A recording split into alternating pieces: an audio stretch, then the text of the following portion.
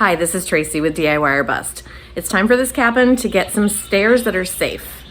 I've been using these temporary stairs and they've done okay, but it's not easy going down because they're not built to code or anything. They work, but they're not great. So let's get some ones that do work and are great.